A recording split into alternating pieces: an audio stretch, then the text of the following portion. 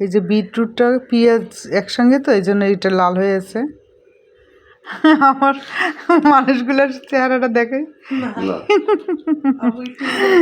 আর কি বলবো, সালাদ বানাবো সেই কখন বসে আছি, কেউ গান শোনে, কেউ কথা বলে, আমার হয়ে কথা বলবে, মানে উল্টা পাল্টা হয়, এই আর কি। আমি সহ্য করে থাকি।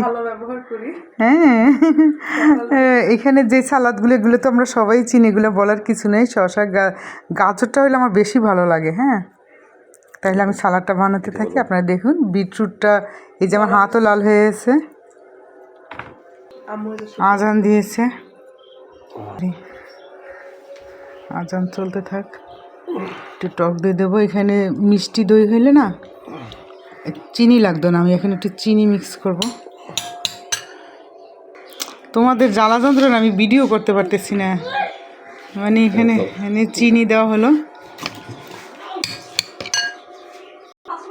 আমি ভিডিও বানালে আমার ঘরের মানুষ এত ডিস্টার্ব করে, মানে কি বলবো, মেয়োনিজ দিচ্ছি, মানে মাঝে মধ্যে কান্না পায়, ঝগড়া লাগতেছে ভাই বোনে। সাল্লাহ কি করে, আর আমি কি ভিডিও বানাবো, সুবহানাল্লাহ। বাসায় সবগুলি থাকলে অনেক ডিস্টার্ব করে আমাকে তারা ভিডিও বানাতে।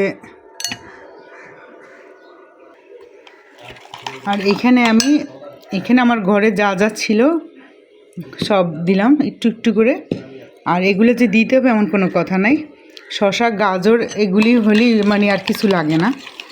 আর যদি থাকে ধনেপাতা, টক দই, মিষ্টি দিয়ে যে কোনো একটা কিছু, তাইলে একটা সালাদ, বেস্ট সালাদ হয়। এটা আমি ভাত দিয়ে খাবো না, আমি খালি খালি খাবো। এই সালাডটা বানাতে যে আমার কত টাইম লাগছে যা বলার মতন। আমার বড় মেয়ে বাসায় থাকলে অনেক বেশি ডিস্টার্ব করে, আর ওর বাবা যদি বাসায় থাকে তাহলে তো কথাই নাই, আরও বেশি ডিস্টার্ব করে।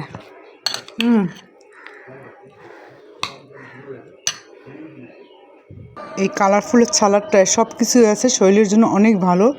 টক দই তো আরও ভালো। আমরা ভাতের বদলে এরকম বানিয়ে খেতে পারি, এই আর কি। তাহলে রাখছি, আপনার সব ভালো থাকবেন, আল্লাহ হাফেজ।